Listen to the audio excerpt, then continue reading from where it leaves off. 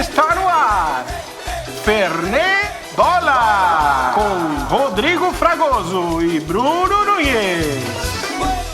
Legal, seja bem-vindo, seja bem-vinda, começando Fernê Bola, mais um episódio. Aqui quem fala é Rodrigo Fragoso e dessa vez eu não vou esquecer de me apresentar, porque eu tomei um belíssimo feedback do Bruno Nunes, falando, cara, você não se apresentou no primeiro episódio da parada. Eu falei, sim, eu sou uma anta, acontece. Mas é isso. Aqui é Rodrigo Fragoso quem está falando, para você que está conosco no podcast, para você que está com a gente aqui também no canal do YouTube, seja bem-vindo, seja bem-vinda. Hoje o primeiro episódio temático, né? E como eu já antecipei, a gente já falou aqui, né? Eu e o Bruno, a gente não vai fazer um episódio alinhado a outro, a gente vai falar do que a gente bem entender, mas que seja legal, que seja bacana, né, Bruno? Bom dia, boa tarde, boa noite, eu vou falar da mesma forma que eu falo com o pessoal que está nos escutando, meu amigo. Tudo bem? Fala. Bem-vindos aos ouvintes / espectadores do Fernebola. Eu sou Bruno Nunes, né, como já o Rodrigo adiantou. Imagino que a fama, né? A fama faz isso, né? A gente acaba não se apresentando, né? É tipo o Lima Duarte, né? O Lima Duarte nunca vai se apresentar, então eu imagino que você seguiu essa lógica aí. Mas você foi a alguma peça que o Lima Duarte não se apresentou? Não, nunca fui, mas ele não precisa, né, na verdade. Eu pensei outro dia, né? O Lima Duarte não precisa se apresentar, porque ele é o Lima Duarte, basicamente. Fora que é um nome bem, né? Lima Duarte é dele, né? É dele, ainda bem que é dele. Se não fosse, imagina. Enfim, vamos tocar. Vamos andar, vamos caminhar aqui. Esse é o primeiro episódio valendo, né, agora, né? O primeiro foi só um aperitivo, né? É verdade. Agora é valendo os 3 pontos. Então, vamos tocar aí, segue o jogo. E é legal, porque nesse episódio, o pessoal que está nos escutando vai conhecer um grande amigo nosso, o Leonardo Russo. Não sei se a gente fala o apelido dele aqui, enfim. Mas, enfim, a gente pensa. Ele vai estrear o quadro que a gente prometeu, La Barra al 45. É claro, eu com meu sotaque maravilhoso. Acho que você pode falar melhor o quadro, Bruno, porque La Barra al 45 não tá tão legal, né? La Barra al 45 mesmo. Não tenho o que falar, né?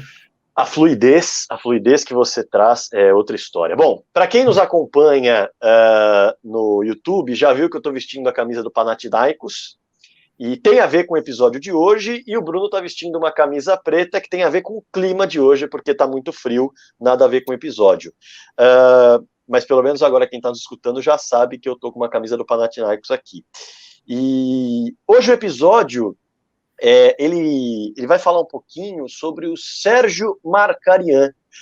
Por que nós vamos falar sobre o Sérgio Markarian? Bom, os técnicos estrangeiros, eles estão na moda para muita gente, né? Pelo menos é assim que a galera fala. Para resolver problema no futebol brasileiro, a gente vai contratar técnico estrangeiro. Tá bom. E aí o Jorge Jesus arrebentou no ano passado com o Flamengo, e muita gente falou, bom, a moda não é só técnico estrangeiro, é técnico português. Aí, no fim das contas, o Flamengo estava com o Jorge Jesus, o Santos foi atrás do Gesualdo Ferreira, o Avaí contratou o Augusto Inácio. Lá atrás, é bom lembrar, o Cruzeiro contratou o Paulo Bento. Era o Paulo Bento, né, Bruno, que o Cruzeiro contratou? Ele não deu muito certo, mas ele era realmente o Paulo Bento. Não deu muito certo, contratou o Paulo Bento. Enfim, os portugueses descobriram o Brasil, ou os brasileiros descobriram os portugueses, os técnicos portugueses, no caso. Mas o que deu certo mesmo... Até o Salgueiro lá de Pernambuco foi campeão pernambucano com um técnico português, que agora eu não me recordo o nome, mas não é apenas os grandes centros, né? Agora apesar que ele rendeu, né? E ele estava muito tempo no Brasil, mas... O Daniel Neri. Daniel Neri. Daniel Neri. Mister do Sertão. Mister do Sertão, bom demais. Enfim, e aí, nesses papos que eu e o Bruno às vezes temos sobre futebol, as muitas vezes que temos, eu estava fazendo uma leitura sobre alguns técnicos e topei com o Sérgio Marcarian e falei, caramba, eu não conheço esse cara. Você conhece, Bruno? Mandei uma mensagem para ele, ele falou, claro que conheço, e evidentemente que conhece, porque o Bruno conhece muito mais de futebol do que eu, e isso aqui não é, ai, tá puxando o saco, não preciso puxar o saco de ninguém, é a verdade, e aí, no fim das contas, eu comecei a ler e falei, como que um cara que é uruguaio, né, é um técnico dos mais importantes na história do Paraguai, para muitos paraguaios, é um dos técnicos mais relevantes, é um técnico que fez história também no Peru, e além de tudo, é um técnico que também abriu as portas, por si só, da Europa para ele. E o Brasil não sabe. Assim, eu estou generalizando, mas muita gente não conhece o Sérgio Marcarian. E tem uma história muito legal, aliás, não uma, mas várias histórias, até porque Marcarian não é sobrenome de uruguaio. E, e ele é uruguaio. Enfim, justamente por isso, a gente vai falar um pouquinho desse cara que já fez história na Champions League com o time grego, e aí eu já dei a letra, a camisa do Panathinaikos que eu visto é a camisa do time com a qual ele fez história na Champions League, por parte dessa equipe. Copa UEFA.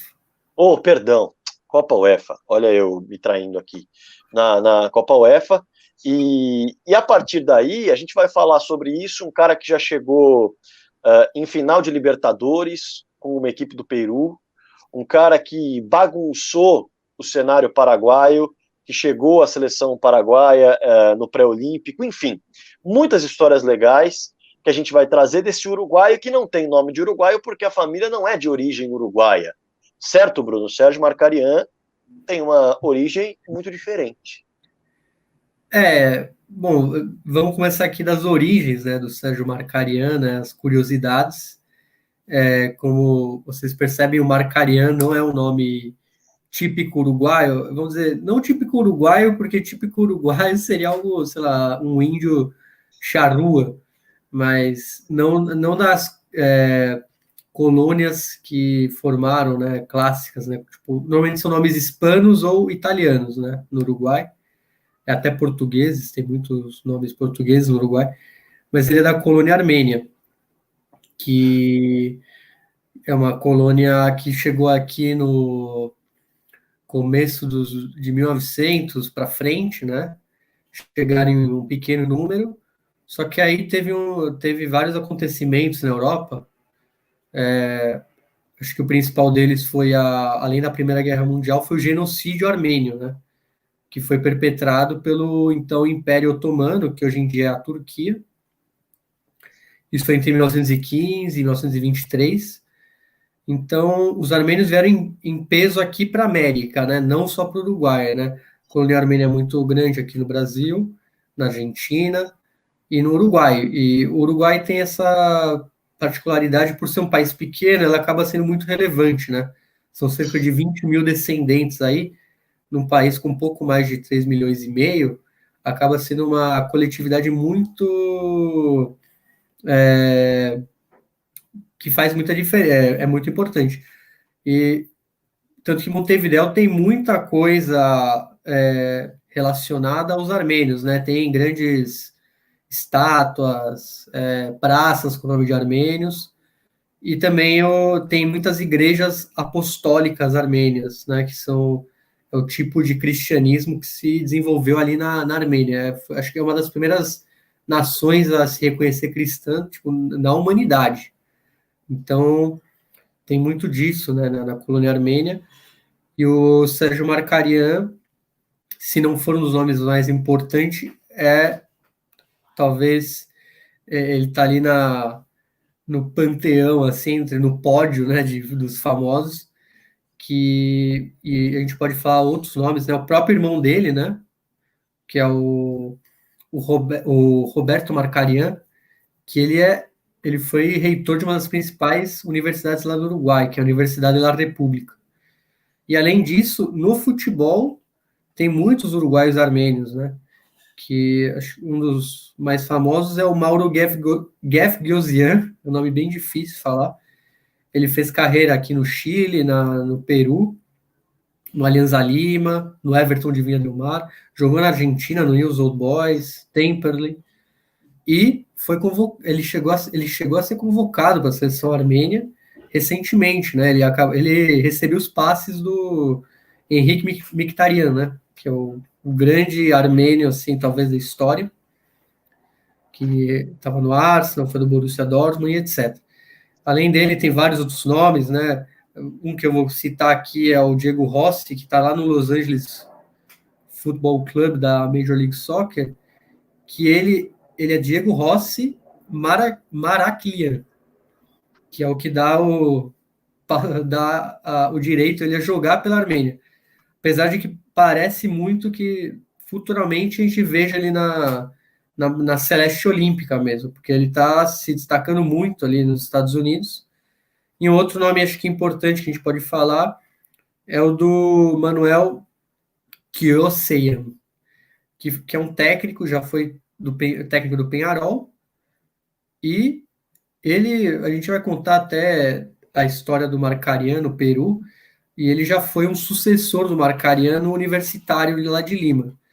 Então, acho que a gente pode citar esses poucos nomes, apesar de ser uma lista bem maior aqui, mas acho que a gente pode ficar com esses nomes que a gente já tem uma noção de como os uruguaios armênios no futebol têm um peso, não só uruguaios armênios, né? Mas eu acho que provavelmente a gente vai esbarrar em algum assunto aqui que a gente tem que falar sobre uruguaios argentinos armênios, ou até brasileiros armênios, né? Com o Marcelo Ligian, que foi lá do Cruzeiro, do Corinthians. E sobre essas origens, a gente pode até falar que ele chama tanta atenção na Armênia que, se você for pesquisar ele no Google, a agência de notícias da Armênia dava todas as notícias sobre, tipo, novos times dele, etc. Que ele foi até convidado em 2002 a assumir a Armênia, numa época que o futebol armênio, tipo, já não é uma grande potência, mas hoje em dia tem alguns craques. E um cara lá, um milionário do petróleo, ele falou $200 mil na época para o Marcarian. Só que ele não foi, era uma época importante, né? 2002 ele estava ali, ele já tinha passado pela Grécia, estava no Paraguai, numa das melhores, talvez um dos melhores passagens dele, e ele acabou não aceitando, né? Mesmo tendo essa ligação afetiva. E, bom, já falamos sobre as origens do sobrenome Marcarian, né? E agora acho que o próximo passo é a gente falar de como ele se formou, né, como técnico, porque ele não tem uma origem comum, né, de muitos técnicos aqui, apesar de ser algo cada vez mais comum no futebol. Ele tem uma história, acho que parecida com o Jorge Sampaoli, e acho que você pode falar melhor disso, dos começos dele, né, Rodrigo? O Marcarian, ele tem muitos técnicos, eles saem de jogadores, né? Muitos técnicos saem de atletas que às vezes nem foram tão vencedores como jogadores, mas acabam ganhando cancha, entendendo um pouco mais de futebol nesse sentido. E o Marcarian não é exatamente esse caso. Para se ter uma ideia, o Marcarian hoje tem 75 anos de idade. Ele foi, de fato, decidir ser técnico de futebol na Copa de 74, quando ele viu não só o Uruguai, mas também Brasil e Argentina sucumbirem para a Holanda. No total, para se ter uma ideia, 8-0. No total. A Holanda fez 8 gols em Brasil, Argentina e Uruguai na Copa de 74. Isso machucou demais o Marcarian, que é um apaixonado por futebol, ainda que não trabalhasse necessariamente com futebol naquela época. E um jogador frustrado, né, Bruno? Porque ele não chegou a se tornar um jogador. Ele tentou, mas não conseguiu, né, Bruno? Ele passou ali na base, né, do Lanús, da Argentina, voltando um pouco ali nos inícios dele. Ele é uruguaio, mas logo cedo ele foi para a Argentina, né, morar na Argentina. E jogou no Lanús de lateral, mas não seguiu, né, a carreira. Foi ser gerente de produção de uma indústria química, tipo, nada a ver com futebol, assim, era uma carreira já meio... Ele até falou, eu vi lugares que ele fala que ele estava ganhando algo real, vamos dizer assim, não era um sonho, né? porque largar isso e virar técnico é loucura, né? Você pensar um cara que é gerente de produção vai virar técnico assim. E Então, ele ficou realmente indignado com o que aconteceu em 74 e tomou a decisão de se tornar técnico de futebol tardiamente, começando no Uruguai. E o grande detalhe dessa história do Marcarián é que, embora ele esteja aposentado hoje do cargo de técnico, ele não é mais treinador de futebol, hoje ele é um diretor de futebol do Danúbio, nesse momento afastado, sem receber salário. Ele optou por não receber salário por conta da Covid, que prejudicou demais prejudicou demais, na verdade, não só o Danúbio, mas todos os clubes de futebol pelo mundo. E ele optou por ter 75 anos, por não poder trabalhar no clube nesse momento, não há uma vacina e tudo mais. Ele optou por se resguardar, continuar em contato, continuar ajudando o clube, mas sem receber salário. Só que essa história de amor, que na verdade pouco tem a ver com amor, mas é uma história de frustração, porque ele se frustra como torcedor, e aí sim ele resolve se tornar técnico de futebol, ela não tem o final feliz que o Marcarián queria, porque o Marcarián, naquele momento, ele deseja se tornar técnico de futebol para dirigir a seleção uruguaia. O desejo dele, em 74, quando ele decide ser treinador de futebol, é assumir a seleção uruguaia e fazer com que ela mostre todo o potencial que tem nas suas mãos. Porque o próprio Sérgio Marcarián enxerga no futebol uruguaio, como muitos dizem, um milagre no futebol, por ser um país, como o Bruno disse, tão pequeno, enxerga muita potência, porque, de acordo com ele, há no Uruguai um trabalho de base muito forte, o chamado futebol infantil. Então ele enxerga que é possível o Uruguai brigar com todo mundo, porque o trabalho é muito bom, a matéria-prima é muito boa, mas no fim das contas ele sempre bateu na trave, em 2 oportunidades, melhor dizendo. Ele se aproximou de dirigir a seleção, mas não conseguiu. Ele tem essa frustração? Talvez não, porque no início o sonho era esse, mas quando ele percebeu que para alcançar o sonho ele precisaria se aproximar de pessoas que não eram bacanas, não eram legais, ele teria de fazer lobby, ele teria de puxar saco, para falar a língua popular e mais fácil de compreender. Ele optou por não fazer isso. Ele optou por buscar alcançar esse cargo na base do trabalho dele. E mesmo assim não foi possível. Então é uma história que começa com uma frustração, que é a seleção uruguaia em 74, e termina com uma frustração, que é a frustração de ter feito história no Peru, ter feito história no Paraguai, ter feito história na Grécia e não ter feito história com a seleção uruguaia. Mas é um começo, como eu disse, muito, muito, muito bonito, porque ele pega um time de pequeno orçamento, um time pequeno no Uruguai, que já é um país pequeno, e consegue fazer um belo estrago na segunda divisão, né, Bruno? Sim, o primeiro trabalho dele é no Beja Vista, que é um time ali de Montevidéu. Eles são conhecidos até como Los Papales, porque eles têm a camiseta metade branca, metade amarela. Parece a bandeira do Vaticano. E foi o primeiro trabalho dele, foi o primeiro lugar que aceitou ele, né? Ele teve um trabalho prévio ali nas bases do clube. E primeiro ano como profissional, vamos por assim, ele já foi campeão da segundona ali do Uruguai, né? Em 76. E subiu para a elite do Uruguai e manteve o time lá bem, assim, sem tomar sufoco. Só que ele é um cara de uma visão tão grande, assim, porque, primeiro, ele falou pro então presidente da época que o Beja Vista era um time formado por jogadores livres, né, de contrato. É uma coisa muito comum em times pequenos, você pegar o jogador livre de contrato, ele joga uma temporada e depois ele vai embora, né? Ele não tinha uma retenção de talentos. E ele falou, a gente tem que mudar a cabeça desse time, como ele funciona. Então ele começou a fazer o quê? Viajou para o interior uruguaio, via todos os campeonatos de interior, pegava esses jovens interioranos, levava para Montevidéu.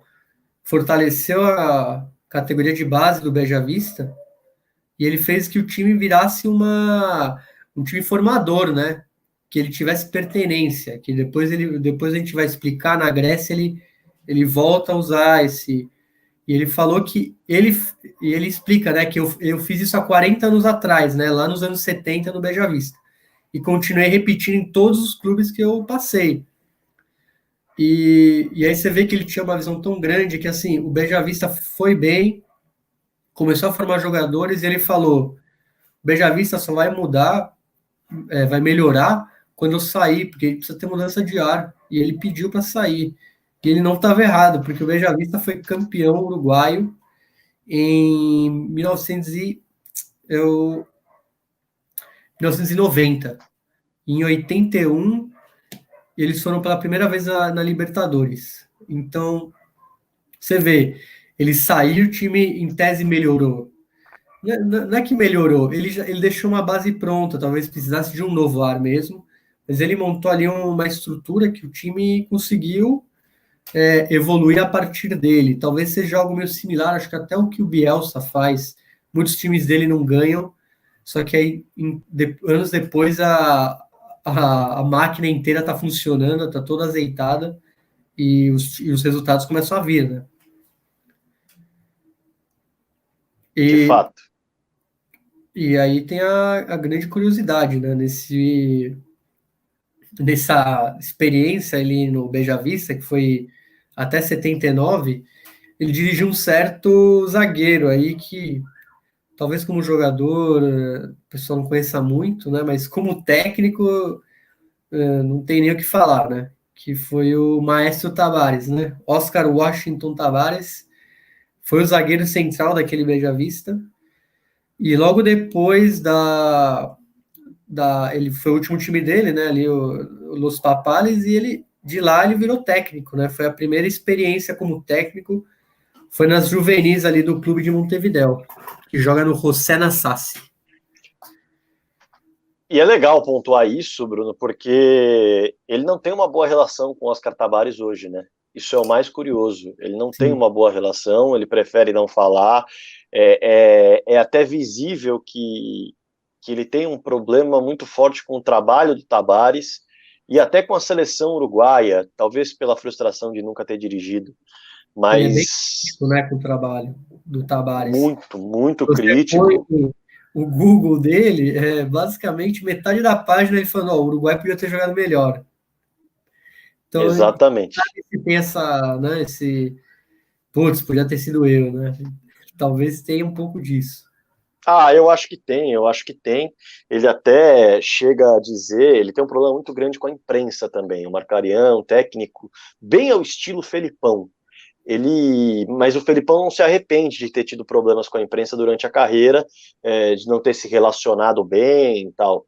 Ele já entende que ele deveria ter se relacionado melhor com a imprensa, ele deveria ter tido um pouco mais de paciência, mas ele se sentia muitas vezes enojado com o que ele via, principalmente na imprensa uruguaia. Ele bate muito na imprensa uruguaia, ele até tem um pouco de receio em não generalizar.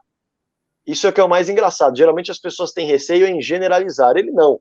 Ele fala, não, tem ali os bons profissionais, mas quando ele resolve falar, ele fala, a imprensa é oficialesca, a imprensa puxa saco, e quem não puxa saco de quem comanda o futebol uruguaio na imprensa, perde o seu emprego. Ele fala isso muito claramente em algumas entrevistas, mas se arrepende de não ter trabalhado mais as relações públicas da sua carreira. E dentro de tudo isso, Bruno, o Marcarian, ele pega no pé do trabalho do Tabárez, prefere não comentar, muito por conta do que a gente falou, dessa relação, e até chega a dizer que algumas pessoas o comparam ao Luiz Cubija. Isso é bem interessante também. O Luiz Cubija, para quem não sabe, também é um treinador uruguaio que fez história, conquistou títulos no Paraguai, algo que o próprio Marcarian fez, e por isso alguns o chamam de Cubija, mas o Cubija, o próprio Marcarian prefere dizer, entende um pouco mais do riscado, digamos assim, porque foi jogador. Já aliás, um baita de um jogador. Já o Marcarian não teve esse sucesso. Então, algumas semelhanças, algumas diferenças, muita gente acaba tratando o o Marcarinha dessa forma. E, Bruno, justamente por tratarem o Marcarinha dessa forma, a gente tem que falar dos títulos e do que ele fez fora do Uruguai, principalmente, né? Começando, acho que pelo futebol paraguaio, que realmente ele conseguiu ganhar títulos com os 3 grandes times do Paraguai, né?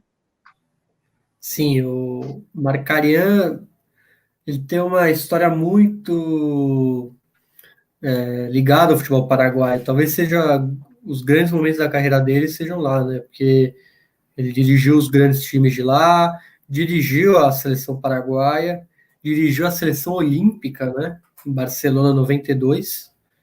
Então, basicamente, ele tem uma fama, acho que no Paraguai, muito maior que no Uruguai. Assim como em qualquer outro país que a gente for falar, eu acho. Né? O Marcarian, ele é meio que no Uruguai, ele não. Como a gente falou, ele teve esse passo aí no Beija Vista, mas depois ele não teve nenhum outro trabalho muito marcante ali, né? Ele dirigiu diversas vezes o River Plate, né, de Montevideo, e ele até chegou a ser técnico do Nacional, mas por muito pouco tempo. Então, assim, realmente ele não mostrou o trabalho dele ali no Uruguai, principalmente no que tange o futebol grande uruguaio, né, que é basicamente o super clássico. E ele sentiu que para ser reconhecido e para tentar uma vaga na seleção uruguaia, ele precisaria sair do país. Já naquele momento ele percebeu isso. Algo que, por exemplo, o Daniel Garneiro, hoje argentino, faz no Paraguai. Ele sentiu que precisava fazer um grande trabalho e na Argentina não teria tempo para isso. Não teria reconhecimento para, de fato, ter uma paciência e, a partir daí, desenvolver um longo trabalho. E aí o Daniel Garneiro agora tem um tetracampeonato pelo Olímpia. Curiosamente, no Paraguai, mais um técnico começa a mostrar seu trabalho, não sendo exatamente um técnico paraguaio. Enfim, pode seguir, Bruno. Falando no Garneiro, né, como você falou aí, o primeiro passo do Marcarian foi justamente onde o Garneiro hoje é treinador e consagrado campeão, né? Como foi esse passo aí do Marcarian pelo franqueado, rei de Copas? Ele chega no Olímpia em 83. E aí, logo em 83, logo na chegada dele, ele conquista um título. E isso é muito legal de destacar. Logo em 83, ele já consegue ser campeão da primeira divisão. Algo que ele queria no Uruguai, mas não andava. Ele não tinha oportunidade, chegou a treinar, como você disse, algumas equipes, mas de forma muito rápida. Ele sai do Danúbio, vai para o Olímpia, em 83 ele é campeão paraguaio. E aí o detalhe legal, em 84 ele passa pelo Libertad, e aí em 85 ele volta para o Olímpia para ser campeão pelo Olímpia novamente. Então a passagem dele pelo Libertad é uma passagem que em 84, especificamente, para deixar claro, não envolve título. Mas ele já também chega a outro clube grande dentro do Paraguai. Depois retorna ao Olímpia em 85 para conquistar um título da primeira divisão. É engraçado porque a gente vai ver muito disso ainda, a gente está ainda no capítulo paraguaio do Marcarian, mas ele é um profissional de passagens rápidas às vezes, né? Ele não sossega, né, em um time. Não sossega. Não à toa ele tem o talento suficiente para não sossegar e ainda assim conseguir conquistar títulos, porque em 85 ele conquista esse segundo título pelo Olímpia, e lá em 1990 ele vai conquistar o título da primeira divisão pelo Cerro Porteño. Então ele chega no seu terceiro clube. Ele chegou em 83 no Paraguai. E virou em 90 ele vira a casaca. Então ele chega em 83 no Olímpia, em 84 passa pelo Libertad, em 85 volta ao Olímpia, em 90 volta ao Paraguai para dirigir o Cerro Porteño. Aliás, é quando ele conquista o título do Cerro Porteño na primeira divisão e conquista o torneio República, que era um torneio que, se não me falha a memória, foram só 7 edições, foram pouquíssimas edições. E em 91 ele conquista esse torneio, justamente um torneio que existia entre clubes da capital e do interior. Esse torneio aconteceu entre 76 e 95, foram só 7 disputas. E o objetivo era a competição dar chance aos clubes do interior buscarem uma vaga nas competições internacionais. E ele acaba conquistando esse título. Olha só algumas curiosidades. Só que o futebol no Paraguai, assim como no Uruguai, ele é muito centralizado até hoje, né? Só você vê, e só agora a gente vê times do interior aparecendo tanto no Uruguai quanto no Paraguai. Então, por isso que é uma iniciativa que, para alguém que está aqui no Brasil, possa parecer meio estranha, mas para os padrões paraguaios, uruguaios, faz bastante sentido, porque o futebol era muito centralizado nas capitais, né? Sim, sem dúvida. E aí algumas curiosidades, né? Para se ter uma ideia, ele ganhou os títulos de 83 e 85. E nesses elencos, olha só, o Adriano Samaniego esteve presente. Quem é o Adriano Samaniego? Ele tem uma história maravilhosa que eu tive o prazer de contar no meu TCC, porque ele se envolve numa briga de bar que o tira da decisão contra o Colo-Colo em 91. Aí já não era mais no caso, sob o comando do Marcariano Olímpia. Mas ele poderia disputar uma final em 91 pelo Olímpia, final de Libertadores. E ele se envolve numa briga de bar. Aliás, ele já se envolvia em algumas confusões, ele era um jogador complicado nesse sentido. Bad boy. E aí, depois de uma partida sonolenta na primeira partida, na partida de ida, ele tem discussão com algumas pessoas e que chegam a dizer que o Olímpia entregaria, que o Olímpia não estava a fim de jogar e tudo mais. E aí, no fim das contas, há um disparo de tiro no pé dele que o tira da decisão de 91. Enfim, é uma história maravilhosa que é claro que não é maravilhosa para ele, mas um jogador... É péssima, mas um jogador se tornar desfalque por conta de uma briga de bar e um tiro no pé é algo que certamente não vai se repetir. E lá em 83, o goleiro do Marcarian era Jorge Fossati, que muita gente conhece. Lá em 83, o Jorge Fossati, que passou pelo Internacional, treinador de uma LDU também muito forte, ele era o goleiro do Sérgio Marcarian naquela época. E o Marcarian, por ter essa idade mais longeva, 75 anos e muita história, vários nomes do futebol passaram pelos seus elencos, né? Lá em 90, pelo Cerro Porteño, quando ele ganhou o Campeonato Paraguaio e também ganhou em 91 o Torneio República, para se ter uma ideia, o Arce fazia parte daquele elenco, e ele nem disputou partidas, de tão novo que o Arce era. Então, era um menino da base, era um garoto, e ele fazia parte desse elenco. Arce, para quem não sabe, jogador histórico do Paraguai, hoje é técnico, me foge agora de qual dos grandes ele é técnico, mas acho que é do Libertad. Acho que ele é técnico do Libertad. Mas enfim. Não sei responder. Mas enfim, ele é técnico por lá e tem uma história incrível no Grêmio, no Palmeiras, aqui no Brasil. E também um dos maiores jogadores do América de Cali passou pelas mãos do Marcarian, o Juan Manuel Bataglia. E ele foi um meio-campista que se naturalizou colombiano e conquistou os primeiros 5 títulos americanos da história, além de 3 vices da Copa Libertadores da América. E ele volta ao Cerro para encerrar a sua carreira. O torcedor também vai lembrar do Rivarola, outro jogador que estava nos elencos que o Marcarian montou no Cerro Porteño. Rivarola, que depois do Cerro partiu para o Tajeres e na sequência ficou 6 temporadas aqui no Brasil. E é muito curioso o encerramento da passagem do Rivarola no Brasil, porque o Rivarola ele chega ao Brasil, disputa 4 temporadas no Grêmio, uma no Palmeiras, depois ele encerra sua passagem no Brasil, no América do Rio de Janeiro. Então, é uma passagem muito, muito curiosa. Disputou a Copa de 98, para quem não se lembra. Disputou a Copa de 98. E tem o Struway. O Struway, jogador que passou pelo Coritiba, pelo Coxa Branca, em 98 e 99. Também estava nesse elenco. Ele fez um golaço de trivela no Rogério Ceni, para quem não se lembra, para virar um jogo que ficou marcado, 2-1 no Couto Pereira.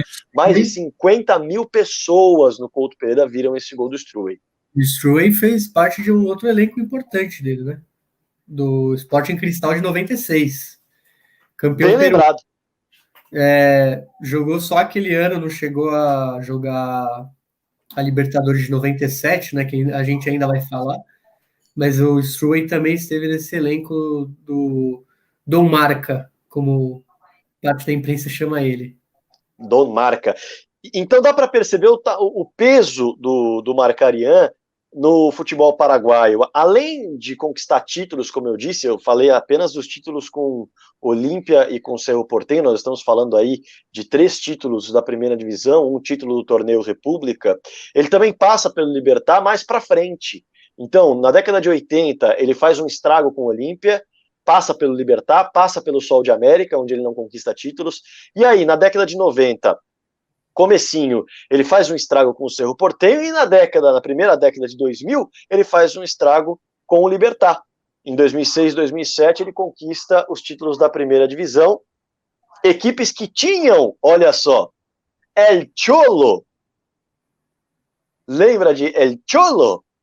Guiñazú, sim, El Cholo Guiñazú, com 24 e 25 anos ainda. Nos 2 anos em que o Marcarian esteve com o Libertad, o Cholo estava presente nesse elenco, ainda novinho, antes de chegar ao Internacional, e foi justamente depois de 2 temporadas com o Marcarian que o Internacional o contrata para se tornar uma das marcas daquele time de guerreiros do Inter.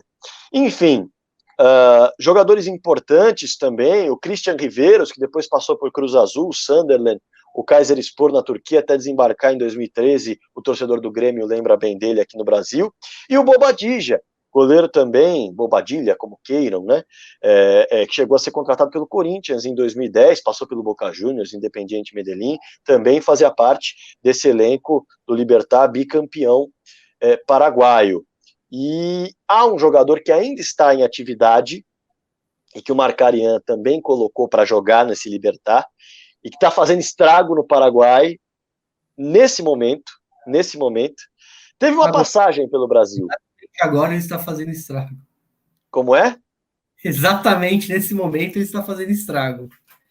Néstor Camacho, jogador que hoje é peça importante no Olímpia do Paraguai, peça importante do Daniel Garneiro, e foi lançado lá no Libertad com o Marcarian naquela época, lá no meio dos anos 2000, a torcida do Avaí vai se lembrar dele, teve uma passagem absolutamente discreta pelo Avaí. Então, ele tem jogadores importantes que passaram pela sua mão e tem marcas fundamentais, porque realmente é um técnico no futebol paraguaio, e eu estou falando a nível de clubes, porque a gente pode passar ainda pela parte importante de seleções. Ele é um técnico que conquista 2 títulos nacionais pelo Olímpia, 2 títulos nacionais pelo Cerro Porteño e 2 títulos nacionais pelo Libertad. Então faz realmente um estrago com os 3 grandes, marca seu nome na história, colocando jogadores importantes para o futebol sul-americano em ação. Certamente, não à toa, ele ganha uma repercussão muito grande e para muitos é um dos técnicos mais importantes da história do futebol paraguaio, ainda que seja uruguaio. E não só pelo que ele fez a nível de clubes, como eu disse, ele também foi um técnico importante para a seleção sub-23, para a seleção pré-olímpica do Paraguai, e para muitos foi ele que fez com que o Paraguai se tornasse um time aguerrido, um time forte, um time que buscava se impor, também na parte física e também na parte tática. E é curioso, até o Marcarian chegar ao futebol paraguaio e ter grande influência em cima de tudo que acontecia no futebol do país, nunca o Paraguai havia participado de 2 Copas consecutivas. E a partir de 98, depois de uma grande influência do Marcarian no futebol paraguaio, principalmente a nível de seleção, o Paraguai consegue se classificar para 4 mundiais seguidos, 98, 2002, 2006 e 2010. O que se fala no Paraguai é que, de fato, a influência dele foi fundamental para que os jogadores do país ganhassem uma identidade mais forte, mais envolvida com o jogo, mais comprometida com a vitória e um pouco menos comprometida simplesmente com a beleza do esporte. E justamente a garra charrua que ele entrega ao Paraguai com os seus treinamentos, com a sua capacidade de jogo e com a sua capacidade de conquistar títulos também, é algo trabalhado como fundamental para o futebol paraguaio. Já dá para entender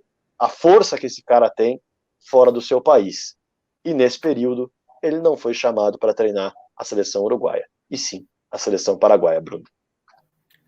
Sim, bom, como você já falou, toda a trajetória aí de clubes, né? Relembrando que ele já tinha classificado o Paraguai para a Olimpíada de Barcelona em 92, né? Ele pega um sexto lugar, se não me engano, né? Ele vai até Isso. uma quarta de final. E depois, né, já nas eliminatórias para a Copa de 2002, ele assume, né, a Albirroja. Só que acho que acontece a grande sacanagem, né, da carreira dele, né, que ele classifica o Paraguai, só que ele não dirige na Copa, né, por causa de um mau resultado ali no fim das eliminatórias. Ele foi demitido mesmo tendo classificado o time. Tanto que quem dirigiu em 2002, né, no Coreia e Japão, foi o glorioso Cesare Maldini, né, o italiano, né? Não tem nem o que falar dele. Mas ele pegou já o barco já estava estacionado no porto, né? Não.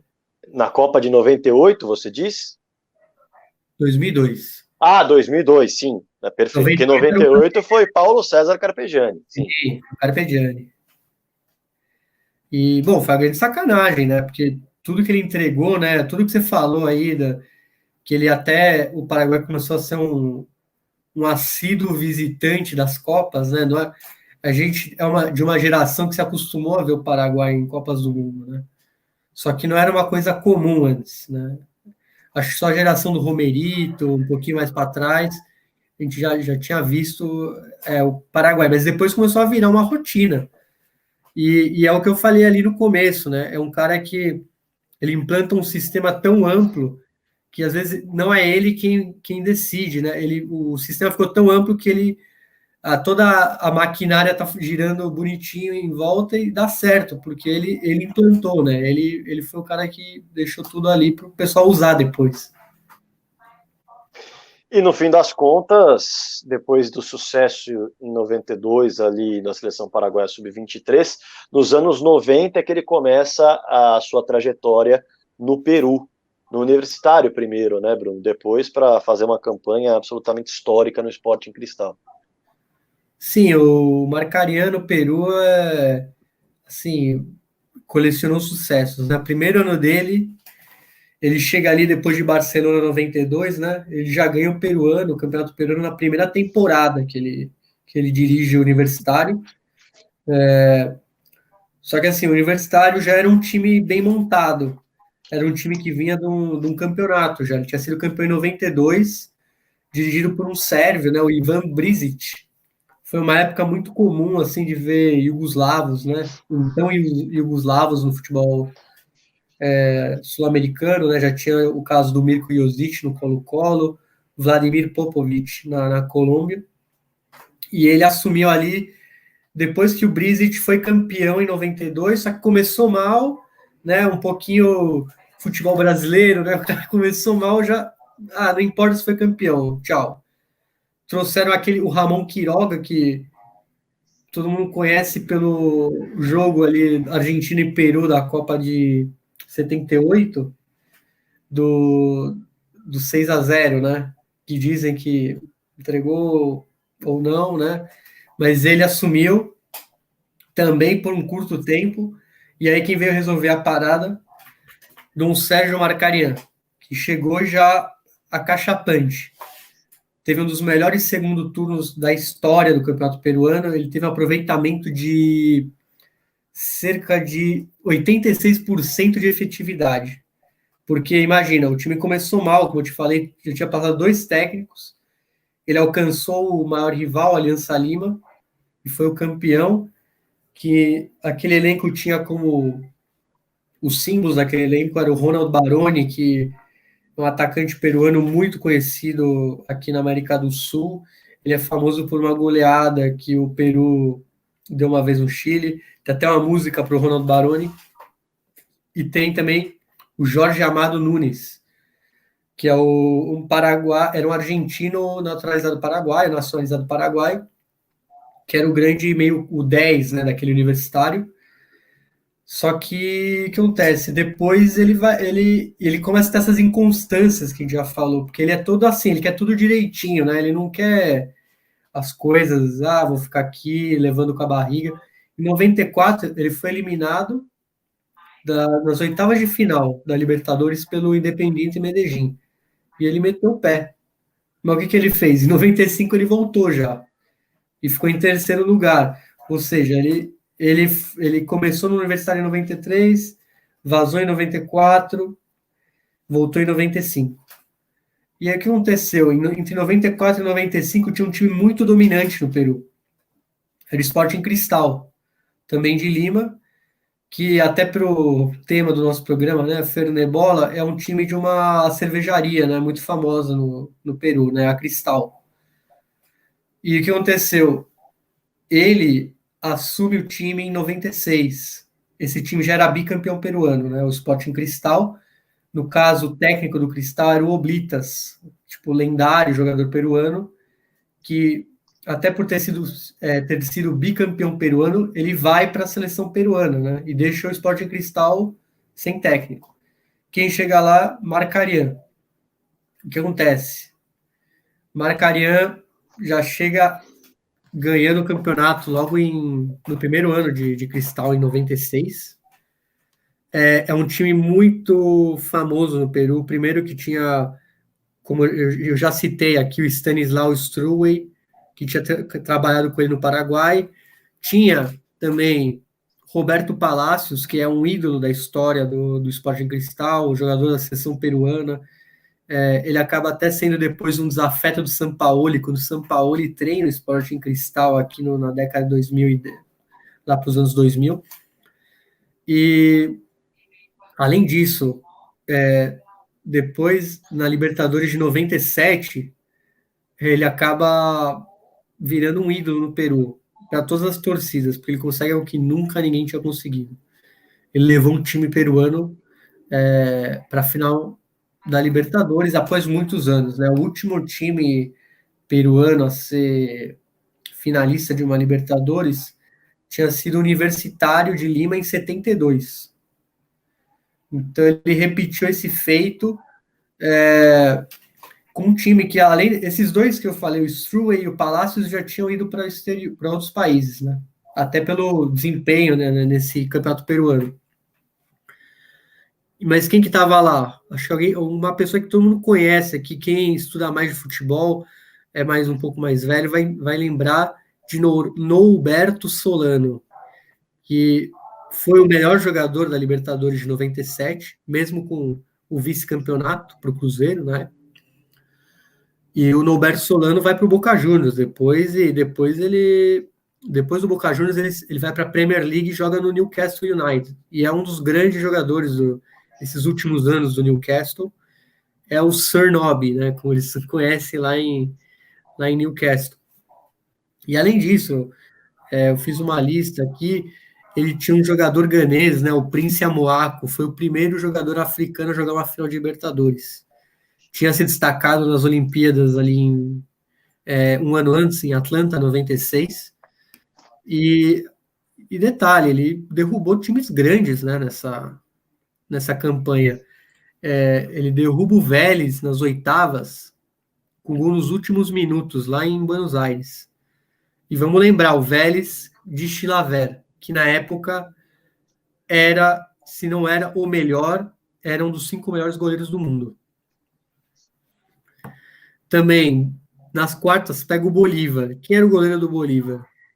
Thomas Nicono, maior goleiro da história do futebol africano. Tomás é o nome do filho do Buffon, para quem não sabe, e ele deu esse nome por conta desse goleiro do Bolívar, né? Que ele tinha se mostrado nas Copas da Itália, né? Em 90, 94. E é o grande ídolo da carreira do Buffon, o cara que ele mais se espelhou, o Buffon. E, bom, o Sporting Cristal passa por esse Bolívar. O Sporting Cristal perde na altitude por 2-1 e vence no Peru por 3-0. Sim, é que eu deixei bem simplificado, né? Mas foi um jogo bem difícil, na verdade, né? Ele perde na altitude e depois ele dá dá o troco em Lima, e na semifinal ele pega o Racing Clube de Avejaneda, que na época tinha El Mago Capria, o Galvão, que depois veio, jogou no Santos, jogou no Atlético Mineiro, Paysandu, e elimina, né, o Racing, perde 3-2, né, no Cilindro de Avejaneda, e depois ele toma um baile, um chocolate em Lima, 4-1. Ou seja, era um time que jogando em casa debulhava, né? Não à E aí, toa, na afinal, primeira fase, Bruno, acho que é legal a gente destacar, não à toa na primeira fase, o Sporting Cristal encontra o adversário da final.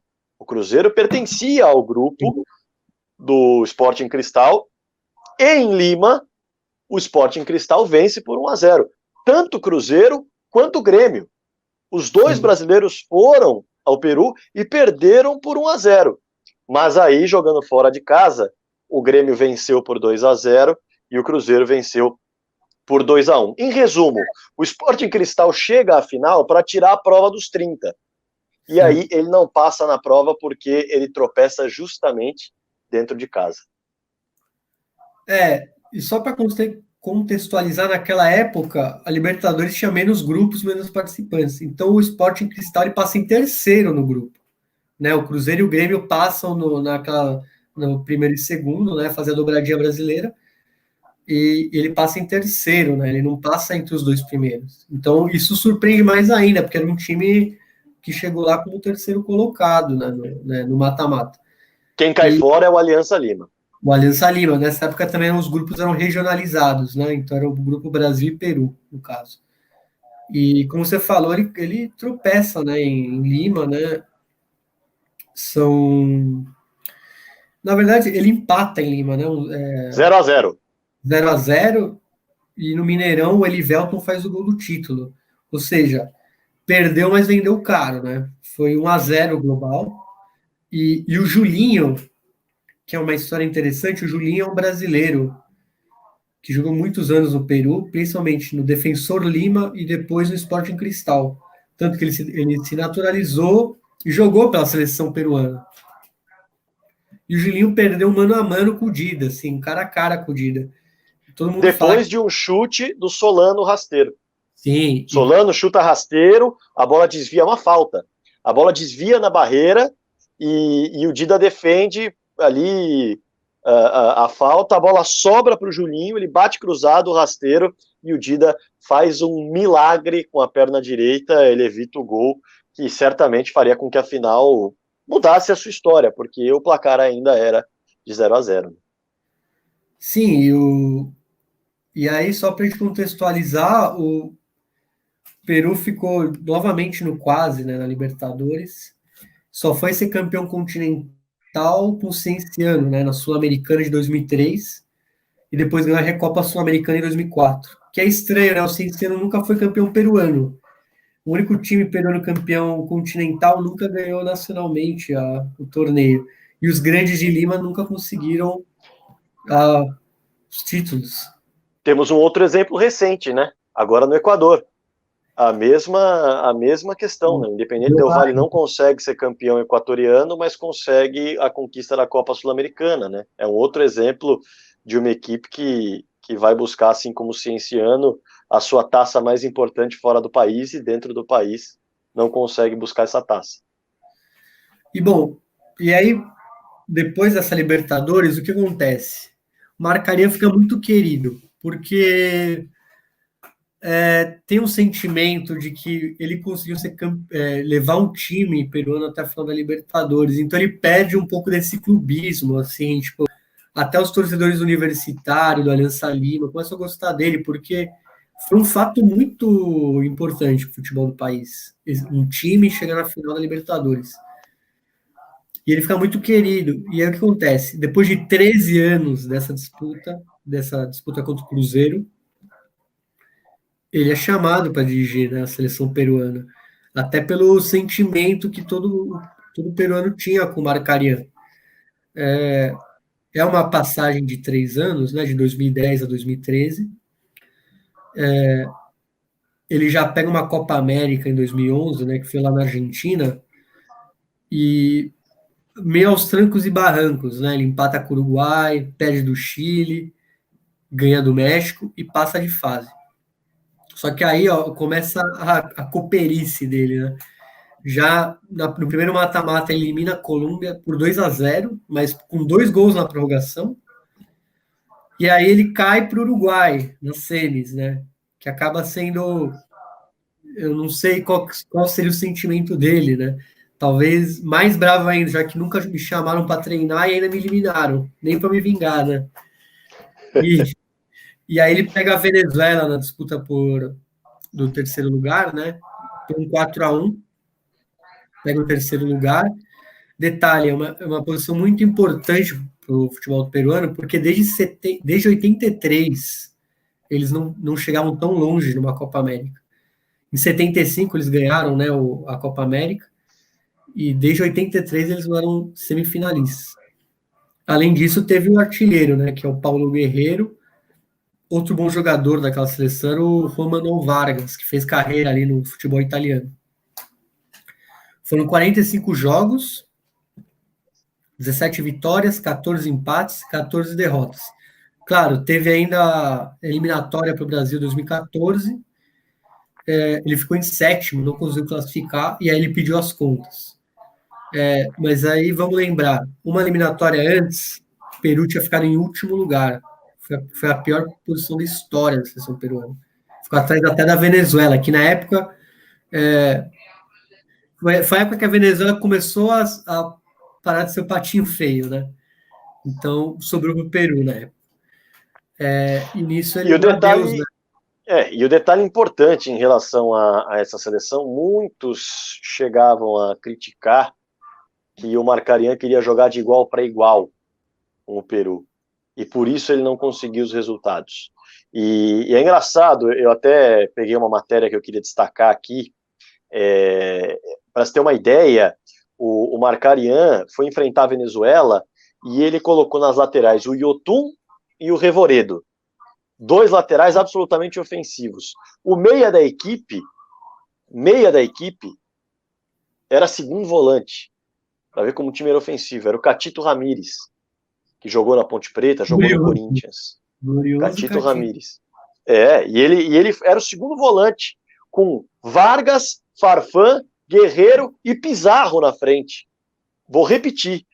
Vargas, Farfán, Guerreiro e Pizarro. Então era um time com os 2 laterais assim, liberadíssimos para jogar, 4 homens de frente, e o volante do time era um meia. Então, realmente sobrava só para o goleiro, que era o Penny, os zagueiros Rodrigues e Zambrano, e o volante cruzado. Qual era o nome do goleiro? Penny. Bom saber. Não coloque um S aí. Penny. Ele e os zagueiros Rodrigues e Zambrano e o volante cruzado eram quem tinham a obrigação de defender, o resto era vamos para cima. E no fim das contas, o trabalho não foi aquilo que queriam, que era a classificação do Peru para a Copa do Mundo. E é engraçado ver esse tipo de coisa, Bruno, porque eu estava vendo uma entrevista do Marcarian e ele fala que, primeiro, para você ganhar um jogo, você tem primeiro que se defender bem. Pouco tem a ver com a posse de bola, na visão dele, conquistar jogo. Você tem que se defender bem. Se você se defender bem, se você controlar o jogo, e para ele controlar o jogo é não sofrer, para ele controlar o jogo é não sofrer. Ele fala, não adianta eu falar que estou controlando o jogo porque eu estou fazendo 2 gols no adversário, se eu estou levando 6, 7 chutes no gol e meu goleiro está sendo o melhor da partida. O jogo está totalmente fora de controle, o placar está me enganando. Ele vê dessa forma, e para ele defender primeiro e depois atacar. Se você se controlar defendendo bem, você já tem 50% do que você precisa para a vitória, que é não perder. É assim que ele enxerga. E é curioso, porque ele no Peru quis jogar de igual para igual e acabou se complicando, acabou não alcançando o seu maior objetivo. E o mais interessante é que vários dos seus times na carreira tiveram muitos gols, marcavam gols, mas sofriam muitos gols também. Mas, enfim, dá para perceber que ele é um técnico que observa o futebol, e ele fala isso, como um cara que soluciona problemas. Esse é o papel do técnico. Em alguns momentos ele consegue solucionar, em muitos momentos. Foi assim no Paraguai, em grande parte da sua carreira, foi assim no Sporting Cristal, e foi assim no Chile, né? Ele chega no Chile, a gente vai falar disso, né, Bruno? Bruno, que é chileno, pode falar melhor do que eu. Ele consegue encerrar um jejum no Chile, mas é o que você disse, assim, ele chega, encerra o jejum e vai embora, né? Acho que é uma das passagens mais bizarras, né, do Marcarian. Foi em 2009 na Universidade de Chile, né? Ele chega, ele ganhou a Apertura 2009, é o 13º título chileno da história da Universidade de Chile, e ele acaba, de quebra, ele acaba um jejum de 5 anos sem título, assim, que na época era bastante, até porque o sistema Apertura-Clausura dá 2 campeões por ano, né? Então acaba que são 5 anos, mas são São mais 10 campeonatos. por aí, E o engraçado é que ele é assim, ele é vapt-vupt, ele não gostou, vai embora. Ele falou, ó, ganhei, classifiquei, fiz tudo o que eu prometi, mas, ó, ficou bravo com os árbitros. Primeira coisa, pegou mal com os árbitros. Achou que foi roubado pra caramba. 2, não me dão. É um time grande, mas não tem infraestrutura. O pessoal tá no treino, pessoal que eu não conheço tá aqui no treino, tá só atrapalhando. Ele falou: tem que arrumar isso, só que eu não vou ver isso arrumado, porque eu vou embora. Meteu o pé. É um time. Vou falar alguns jogadores que ele dirigiu. Tem 2 campeões da América aí pela seleção chilena, né? O Pepe Rojas, que é um capitão histórico do time azul, e o Marcelo Dias, que hoje está no Racing Clube de Avejaneda, e é um magnífico jogador. Além disso, tinha Oswaldo Gonzalez, Marco Estrada, Felipe Seymour, né, que jogou no Vasco, Walter Montijo, Cruzeiro e Santos, seleção argentina, né, naqueles desafios entre jogadores locais, né, no Super Clássico das Américas. O Palote Oliveira, que é um uruguaio cabeceador, aquele cara alto, trombador, jogou no Náutico, né? E um cara que muito santista vai lembrar, Nelson Pipino Cuevas, que chegou a jogar no River, jogou no Santos, jogou no Laú, como eu falei, e muitos deles depois vieram a ser campeões da Sul-Americana 2011, né? Aquele time fantástico do São Paulo, mas que tem um gênesis um pouco nesse time do Marcarian. E, como eu falei, foi uma experiência, assim, foi um semestre, assim, ele não chegou a completar o ano. Foi assim, campeão e me voe. E tchau, abraço. Ele foi 100% no Chile, ganhou o campeonato, foi embora. Não queria mais saber. É absolutamente gênio. Ele ganhou apertura ou clausura? Me fugiu aqui. A apertura contra a União Espanhola. No caso, né, era um campeonato que tinha mata-mata, né? Então ele ganhou, teve 2 finais, né? E aí também, só para não deixar registrado aqui, já que a gente já falou de Peru, Paraguai, Uruguai, Chile, falta só o México aqui na América. Ele também teve uma passagem bem fugaz pelo México. Mas não tão, mesmo assim foi boa pra caramba, porque entre 2007 e 2008 ele assumiu o Cruz Azul. Ele foi finalista da Liga Mexicana, que há 9 anos o time não chegava, né? Foi finalista da Liguilla, Liga e Copa Pan-Americana. E foi campeão dessa Copa Pan-Americana 2007 contra o Boca. Essa Copa, assim, ela tem um nome bonito, mas é uma Copa amistosa, né? Não é nada oficial. Mas não deixa de ser um grande título, assim, até por reunir times da América do Norte contra a América do Sul. Então, não deixa de ser um título de se nomear, né? Mas o grande registro é que ele chegou a uma final com o Cruz Azul, que há muito tempo não chegava. E é um time muito tradicional do México.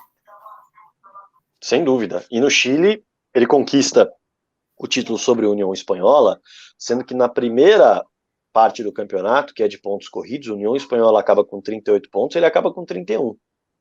União Espanhola acaba melhor até do que o Marcarian, com 3 vitórias a mais, para se ter uma ideia.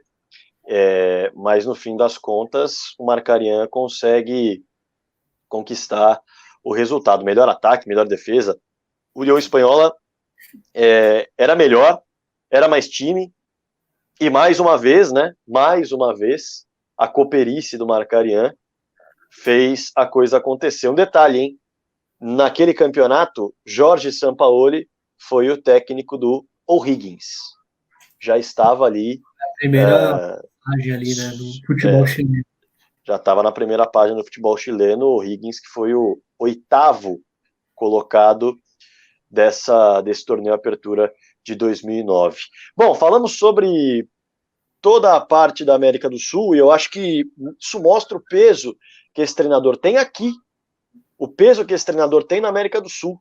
Nós falamos de títulos expressivos por todos os grandes do Paraguai, falamos de campanhas fundamentais, falamos de um vice-campeonato de Libertadores por uma equipe do Peru, falamos de um México, que aí não é América do Sul, mas a gente puxa o vizinho para cá um pouquinho, para deixar no nosso cercado, falamos de um trabalho no México, falamos de um trabalho no Chile fundamental, com título também. Então, de fato, é um treinador que marca onde passa. É um treinador vencedor. É um Marcarian de fato, Marcarian onde passa. Que maravilha, hein? E não seria difícil. Nós passamos, é claro, de forma não cronológica pela passagem dele aqui na América do Sul, mas é muito legal a gente pontuar que ele resolve sair até do continente para ter seu trabalho reconhecido para dirigir a seleção uruguaia. E vai para a Europa, onde ele também faz história, e não necessariamente só por equipes grandes. Ele também marca o seu nome por lá e acaba se tornando até, por um período curto, técnico da seleção grega. A passagem dele na Grécia começa no Ionikos, no ano de 98, né, Bruno? Sim, é curioso, né? Ele sai do Sporting Cristal, vice da Libertadores, e vai para a Grécia. E ele vai para um time pequeno da Grécia, time de primeira divisão grega, mas sem tradição. É até estranho, né? A gente está falando da década de 90, né? Não é comum um treinador sul-americano sair já ir para um clube médio da Europa. Hoje às vezes acontece, né? Ou pegar um time grande no Brasil. Ele não, ele foi direto para a Europa, mas ele decidiu ir para um time pequeno lá na Europa. E ele vai para o Ionikos, que é um time pequeno, né? Ele vinha com uma grande campanha em 97, 98, e ele assume esse time, e o que ele faz logo de começo? Classifica para uma Copa Europeia. Pega o 5º lugar no Campeonato Grego, em 98, 99, a temporada, e ele chama atenção pra caramba, porque ele tem o 4º melhor ataque do Campeonato Grego com esse time pequeno, que foram 64 gols, ele ficou atrás só dos grandes mesmo, né? O AEK, Panathinaikos e Olympiacos. E ele tinha 2 peruanos no elenco, que ele trouxe do Peru, né? Não tinham jogado com ele, mas ele levou para o Gregão. Foi o Dario Muchotrigo e o Martín Rodrigues. E além disso, o ataque tinha o Paulinho Kobayashi. Quem é santista vai lembrar, era um dos grandes jogadores aí do Ionikos. E eu vou até citar uma entrevista que ele deu ao Observador do Uruguai, que é muito bonito, que ele fala o que é o êxito para ele. E ele fala justamente dessa passagem no Ionikos. Porque você pensa, é um time pequeno da Grécia, tipo, o que trouxe isso para ele? Ele não ganhou nada, classificou para uma Copa UEFA, no caso, mas aí ele fala o que é o êxito, né? E ele fala assim, ó, um clube pequeno, historicamente de 2ª e 3ª divisão, de Niqueia, na área de Pireu, que quer dizer vitória, porque ali os gregos fizeram a resistência aos nazistas na Segunda Guerra Mundial. Aí, essa equipe classificou para as competições europeias, não foi campeão. Tive êxito aí, não tenho dúvidas. O povoado inteiro foi convidado pelo prefeito e comeu cordeiro assado na praça. Tipo, se isso não é êxito, o que é êxito? Ele falou. E aí ele pontua mais ainda a importância dessa conquista, que não é uma conquista, mas é uma classificação, que ele fala, fui convidado para dirigir a Grécia em 2015, mas ele não tinha o UEFA Pro, que é aquele certificado que o técnico tem que ter, né, para treinar na Europa. É um curso que você tem que fazer e aí você tira o certificado. É basicamente um pré-requisito que, se você não tiver, você pode ser o melhor técnico do mundo. Você não vai poder exercer a profissão. Não é a mesma coisa que os médicos têm, os engenheiros têm, lá na Europa o treinador tem que ter. E aí, o que aconteceu? Em 2015 ele assumiu a Grécia, né? A gente vai falar melhor disso depois. Só que aí o que aconteceu? Assumiu a Grécia e ele não tinha esse UEFA Pro. Até porque deve ser uma coisa meio recente. Acho que na época do Ionikos, do Panathinaikos, não tinha isso. Ele falou que a Federação Grega conseguiu uma autorização para ele só porque ele classificou o Ionikos para Copa UEFA de 99 e 2000. Porque foi um feito tão grande classificar um time desse, que a UEFA falou assim, beleza, como ele já classificou uma equipe para uma competição europeia, ele pode treinar, tipo, sem a certificação por uma partida. Tipo, ele tinha que tirar de qualquer jeito o certificado, mas vamos deixar esse primeiro jogo na conta do Ionikos na Copa UEFA. Pra você ter uma ideia como foi importante, assim, era um time pequeno, ressalto ainda mais, é um time que estava na terceira divisão até a última temporada, acabou de subir para a segundona grega, mas assim, um time de bairro, vamos falar assim.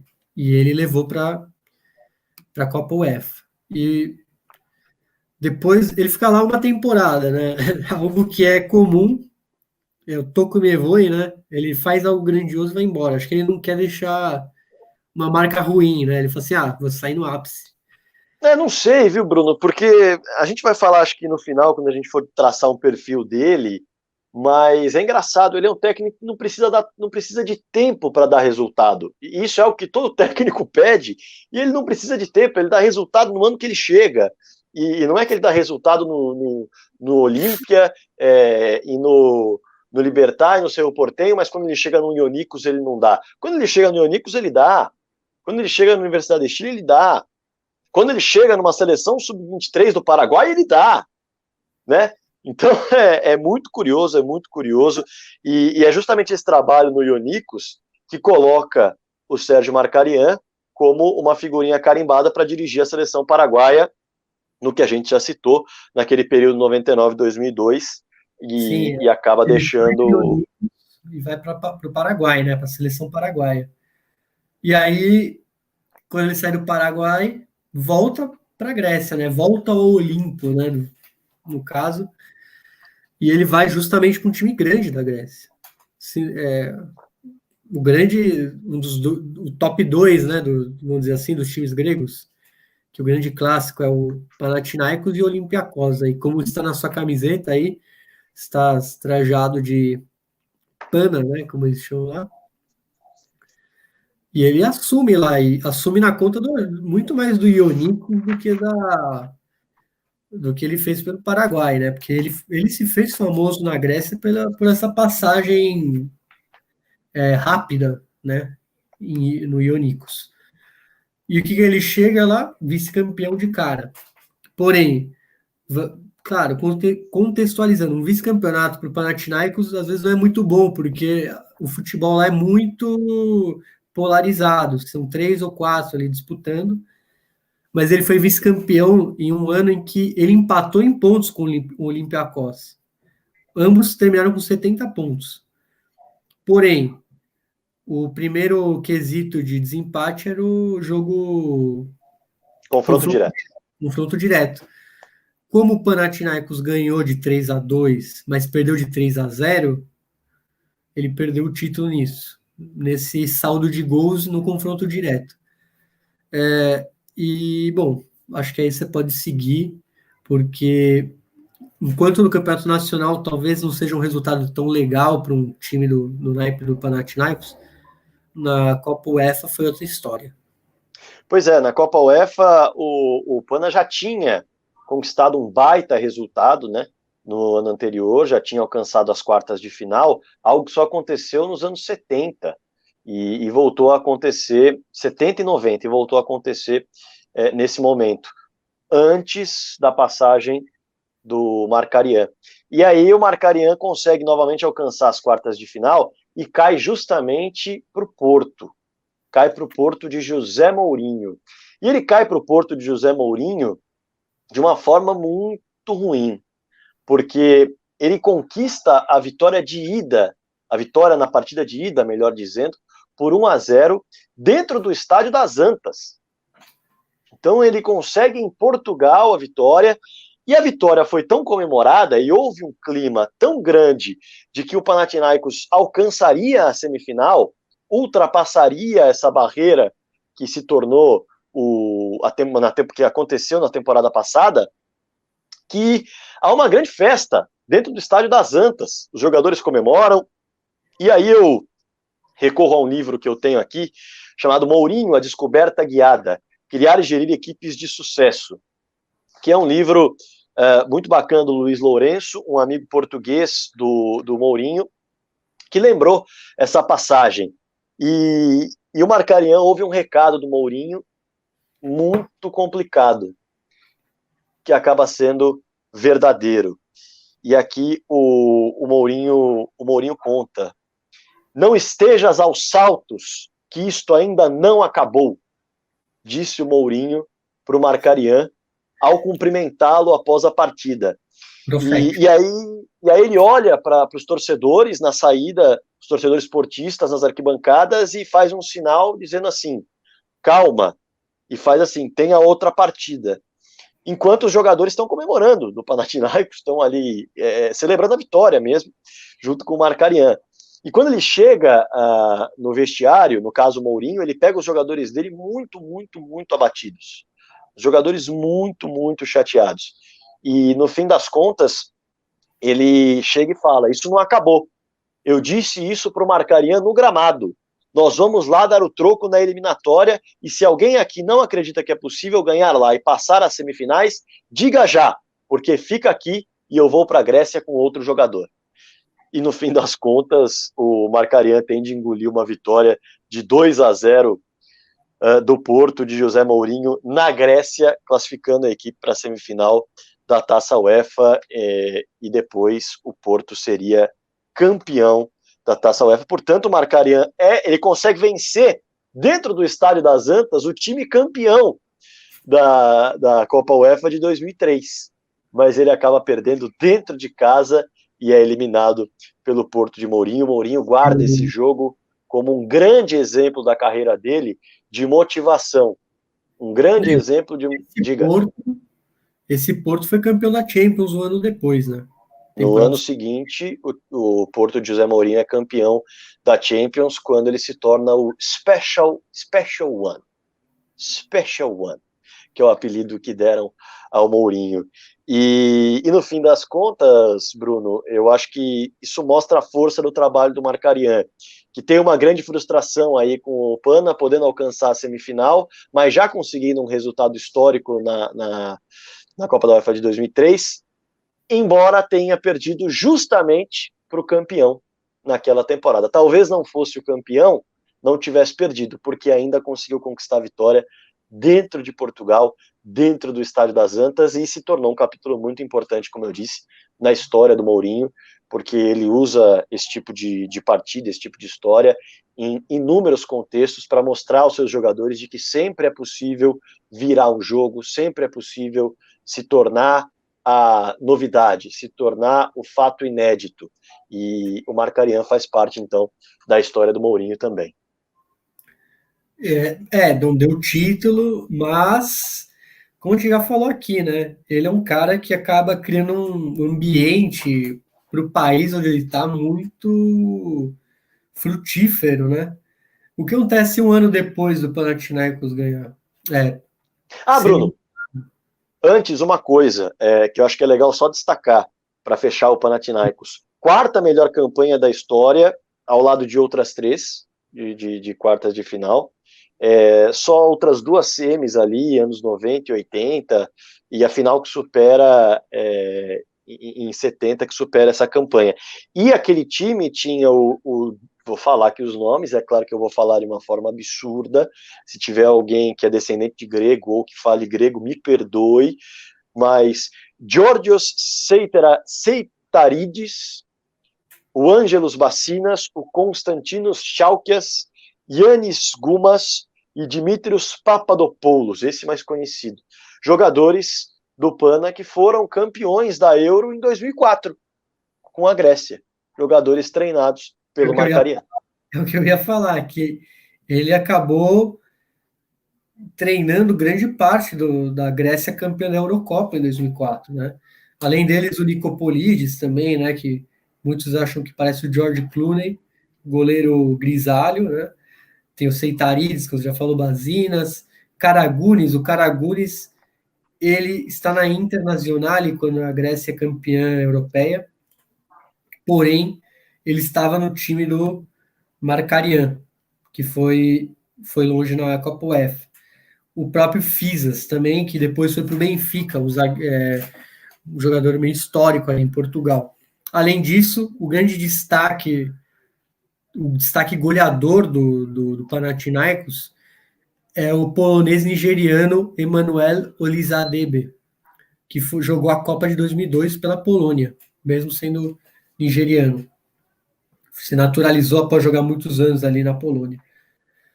E nisso, o que acontece depois, na Grécia? Ele volta, porque ele só fica uma temporada no Panathinaikos, né? Ele fica 2002, 2003. Ele é aquele caso, né? É o amor de verão, né? Ele fica e depois ele vai embora. E aí ele volta para a Grécia em 2004, 2005, que ele treina o Iraklis, que é um time da Tessalônica. É um time tradicionalmente ali meio de tabela do gregão, né, vamos falar assim, e ele não tem nada demais, não temos o que contar, porque ele ficou em 7º lugar, né, nesse ano, e foi a última experiência em clubes, né, na Grécia. Porém aí, por que em clubes? Porque em 2015, o último passo da carreira de técnico de Markarian é na Grécia, porém com a seleção grega. Como você sabe, 2015, um ano depois da Copa do Mundo de 2014, a Grécia foi para a Copa de 2014 e ela foi comandada pelo Fernando Santos, né, o português, que depois foi campeão da Eurocopa com Portugal. O que acontece? A Grécia, depois que o Fernando Santos sai de lá, ele assume a Portugal, fica sem ninguém no banco e eles apresentam Claudio Ranieri, o italiano, só que ele não dura nem um ano lá.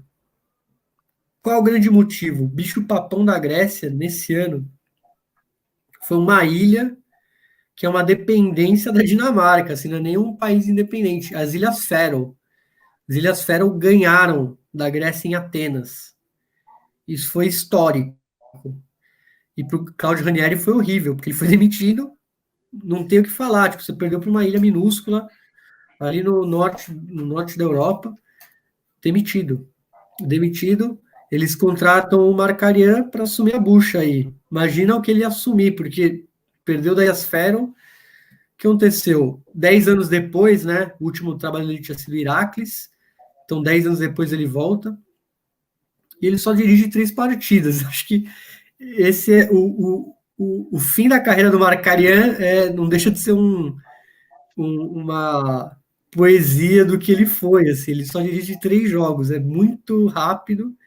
E como uma boa tragédia grega, termina mal pra caramba, porque foram 3 partidas, né? Ele empatou com a Hungria, 0-0. E aí quem veio de novo? Ilhas Faroe. Ganharam lá em Tórshavn, né? A capital das Ilhas Faroe, jogou fora de casa, no caso da Grécia. Perdeu de 2-1. E aí, beleza, e aí já era, né? Esse jogo demitiu ele. Ele ainda teve um outro amistoso, mas era a mesma data FIFA, né? Então ele dirigiu contra a Polônia, um 0-0 lá na Polônia, só que ele também caiu por causa das Ilhas Faroe. E só para a gente contextualizar, foram 4 técnicos em 2 anos na Grécia, né, entre 2014 e 2015.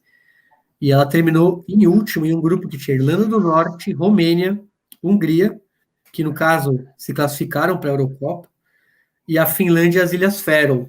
E as Ilhas Faroe conseguiu ficar na frente da Grécia por causa do confronto direto, 2 vitórias, né? Os 6 pontos das Ilhas Faroe foram contra a Grécia. E essa seleção de amadores barra semiprofissionais e alguns profissionais acabou sendo o ponto final da carreira vitoriosa do Mkhitaryan, que terminou meio melancólico, né? Fim bem triste. É uma carreira que começa por conta de uma frustração, já que ele se frustra como torcedor, e em 74. Depois acumula a frustração de jamais alcançar o seu sonho, que é dirigir a seleção uruguaia. E ele vai galgando degrau a degrau uma carreira vitoriosa, mas absolutamente intempestiva, contrariando tudo o que muitos técnicos até hoje falam. Eu preciso de tempo para trabalhar, eu preciso de estabilidade para fazer o meu time ganhar, e com o Mkhitaryan não era assim que funcionava. De um modo geral, ele chegava, pisava no clube, e pouco tempo depois o clube já estava ou fazendo uma grande campanha, como foi no Ionicos, ou fazendo uma campanha de recuperação, como foi no Peru, ou conquistando uma vaga em uma final de Copa Libertadores depois de anos que uma equipe do país não conquistava, ou até mesmo quebrando um jejum no Chile. Enfim, foi um técnico que, aos 75 anos, hoje é um diretor de futebol, muito bem resolvido em relação à sua pausa nos bancos de reservas, ao encerramento de sua carreira nos bancos de reservas, mas ainda assim, com certeza, embora vitorioso, frustrado por não ter realizado o sonho que fez com que ele alcançasse essa carreira tão vitoriosa, dirigir a seleção do país dele. Bruno, alguma consideração em relação ao Mkhitaryan? É isso que você falou, né? Ele tem esse final melancólico, essa tragédia grega, né? Que acaba com a jornada do herói, mas não tem o que se falar, né? Ele, mesmo não ficando muito tempo nos clubes, ele é muito rápido, né? Em dar resultado. E ele foi um grande técnico em quase todos os times que ele assumiu, e ficou essa mágoa aí, né, com a Celeste. Celeste não quis uma Mkhitaryan. Parece que... E acho que tem muito a ver, né? A gente falou, desde os anos 70 ele é técnico, né? E, pô, acho que ele ficou magoado aí. O Tabárez está há muito tempo lá, né? Não larga o osso nem ferrando. Então, acho que tem, tem uma certa razão a ele não gostar do Tabárez. O cara tá lá no cargo que ele queria, e há muito tempo, né? Ele não Sem teve dúvida. jeito de mandar o currículo. Não mandou o currículo. Ele chegou a se colocar à disposição em algumas vezes, chamaram o Mkhitaryan para há um momento em que a Federação Uruguaia fala, se você estiver em Montevidéu, você vai assumir. E ele vai para Montevidéu, espera e não acontece. Um amigo dele assume. Me foge agora o treinador que assume, mas um amigo dele, treinador, assume a seleção uruguaia. Enfim, não deu, mas certamente deu para ter uma carreira muito vitoriosa. Isso deu. O que não deu foi realizar o sonho. Muitos frutos, né? E muitos títulos saíram dele, né? Acho que se a gente só vê o que ele derivou aí, né? Próprio a Universidade de Chile, que depois ganhou a Sul-Americana, a Grécia campeã europeia, mesmo não tendo sido ele tem uma porcentagemzinha aí. Acho que ele pode reclamar isso. Pode, sem dúvida nenhuma. Uma injustiça. Bom, Bruno, a galera que está no YouTube viu que você deu umas goladas durante o nosso programa. A galera que está no podcast não viu, mas eu conto.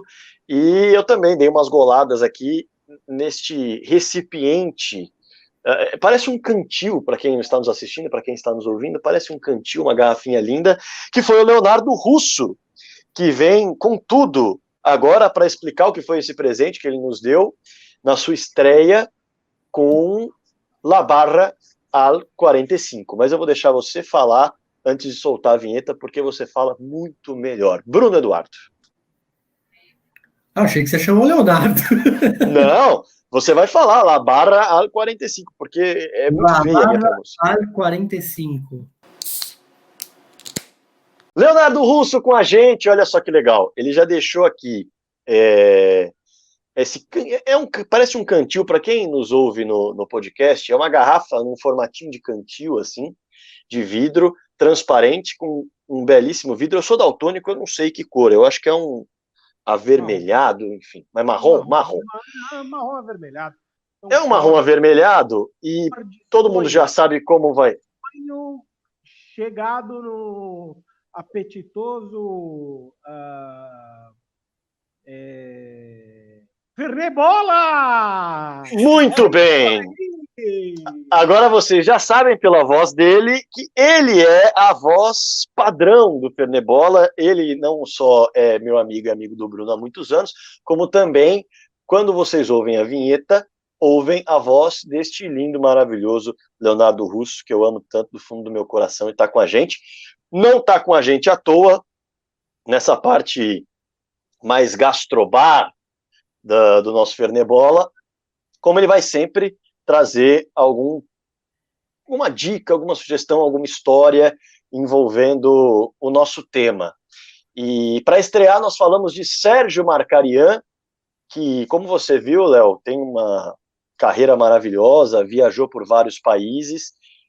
Léo, que é sommelier, e vai falar um pouquinho dessa trajetória dele, do porquê que ele vai participar do Fernet Bola com a gente, trazendo esse plus gastrobar, e vai trazer a dica de hoje, e acho que tem muito a ver com a estreia do programa, né, Léo? Que bom ter você com a gente, velho.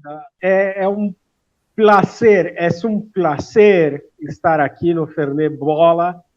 Eu acho que, na verdade, o Sérgio Markarian é um dos que mais viajou no mundo e é uma das figuras mais importantes aí do nosso futebol latino-americano.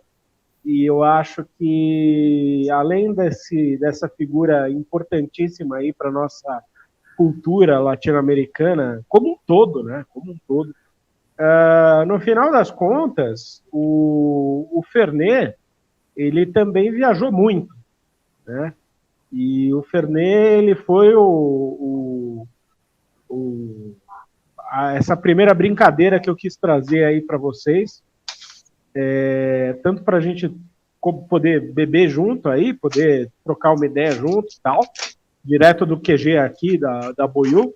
E aí, no final das contas, a grande questão é a seguinte: Fernet é uma paixão. Fernet é uma paixão. Né? Do mesmo jeito que o futebol é uma paixão, Fernet é uma paixão, e eu quis trazer principalmente por conta desse laço que os dois têm. Mas o Fernet vem da Itália, de 1845, mas bem antes disso, o Fernet tem uma ideia de resgatar umas bebidas que vinham lá dos gregos e romanos, enfim, de um vinho fortificado com ervas e especiarias, enfim, que faziam bem para o estômago e que eram usados como digestivos ou como aperitivos, enfim, e simplesmente como uma bebida para ajudar a refeição a descer. E para ajudar também qualquer coisa a descer, na verdade. Eu também imagino o que a galera comia naquela época, porque, meu Deus do céu, santo Deus, vinha qualquer coisa e tragava e comia e bebia. Então, não devia ser uma coisa muito salubre.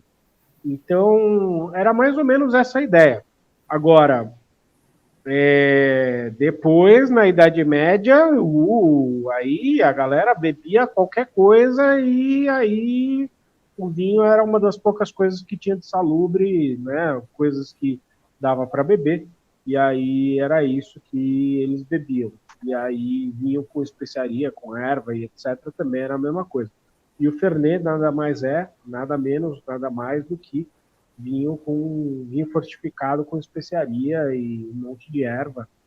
Mas qual o paladar aqui, por exemplo, do brasileiro encaixa mais? É o argentino ou é o italiano? Pelo que você conhece, pelo que você sabe, ou isso é absolutamente subjetivo? São muito diferentes. O cara que fez aqui na Argentina, ele adaptou para o sabor do argentino. E o cara que fez o da Itália, fez o da Itália lá em 1845 e evoluiu pouco naquela época, né? Agora, com relação ao que veio para o Brasil, foi o que Campari. Ah, por quê? Teve povos diferentes vieram para o Brasil, povos diferentes foram para a Itália, para Argentina, desculpa. Povos diferentes da Itália foram para a Argentina, povos diferentes da Itália foram para o Brasil. E aí, povos diferentes levaram coisas diferentes e foi isso que aconteceu. Então, no final das contas, quando a gente tem em 1900, 1920, por aí, um resultado mais agregado disso daí, desse fluxo migratório, a gente tem Campari em um lugar e Fernet em outro lugar. Tanto que o Fernet, de tanta gente, ou seja, proporcionalmente, tanta gente que queria tomar Fernet e etc., ou seja, as pessoas que estavam lá congregadas, elas pediam tanto Fernet, eles decidiram montar uma fábrica própria, que ficou conhecida como Fratelli Branca. Fernet Branca é lá do Bernardini Branca, né? Ficou lá na Itália, né? Até que o primeiro dono morresse, enfim, aí virou outro nome e assim por diante. Se você encontrar Fernet, misture Fernet com café, que vale muito a pena. Misture Fernet com cachaça, com suco de limão. Suco de limão, cachaça, Fernet, porque isso daí dá um coquetel chamado Macunaíma, que é super famoso de um bar chamado Boca de Ouro. Repete aí os ingredientes do Macunaíma. É cachaça, Fernet, suco de limão e açúcar. Daí na proporção de mais ou menos uns 3, 2, 1. 3 de cachaça, 2 de Fernet e 1 de suco de limão. Mais ou menos por aí. Bem legal, Léo. Boa. Algo a acrescentar? Taca la barra. É isso. Um pouquinho de Sérgio Marcarian. Aliás, um pouquinho não. Nós tivemos mais de 1h30 aí de papo sobre o Marcarian. E vai ter episódio que vai ter 1h30, vai ter episódio que vai ter meia hora, vai ter episódio que vai ter 45 minutos, vai ter episódio que o Labarra vai ter mais tempo, vai ter menos tempo, enfim. O que importa é que você tenha curtido e tenha saído conhecendo bastante sobre o Sérgio Marcarian, que é um baita treinador, e agora você pode falar que conhece um dos treinadores mais importantes aqui da América do Sul. Eu acho que é isso, né, Bruno? É isso, Rodrigo. Bom, a gente ficou um papo bem extenso, mas bem completo, né? A gente não... Acho que a gente pouco fugiu do diálogo da carreira dele. Então, resumão bem completo, bem especial aí, falar do Marcarian aqui para o público brasileiro, né? Já que ele é um cara que deveria ter um reconhecimento maior também aqui no Brasil. Sérgio Marcarian, Macunaíma e, claro, você. Lembrando que você pode nos acompanhar no podcast, pode nos acompanhar no YouTube, pode nos acompanhar de todas as formas possíveis, no Twitter, no Instagram também, Fernebola, certamente vocês vão gostar. E eu quero deixar um recado também, acompanhem o Leonardo Russo no BoiuXP, @BoiuXP, que ele traz ali muita coisa legal, o trabalho dele é muito bacana, e no próximo episódio ele vai também falar um pouquinho sobre a Boiú, para que você possa conhecer ainda melhor, tá certo? Bom, espero que vocês tenham curtido, diga. uma coisa importante. Se você está escutando o podcast, a gente vai estar nos principais agregadores, né, os mais conhecidos. Porém, se você puder escutar no Orelo, que é uma plataforma brasileira de podcast, que ela está remunerando os podcasters, né? É algo inédito. Então, se você gosta do programa, você achar que vale a pena, você pode, por favor, dê preferência ao Orelo, que aí você está ajudando a gente também a fazer o programa. Dê preferência ao Orelo, dê preferência ao YouTube, que também monetiza. A gente vai ficar muito contente com essa valorização do nosso trabalho. Valeu, Bruno. Até semana que vem. Tchau. Até mais. Fernebola, com Rodrigo Fragoso e Bruno Nunes.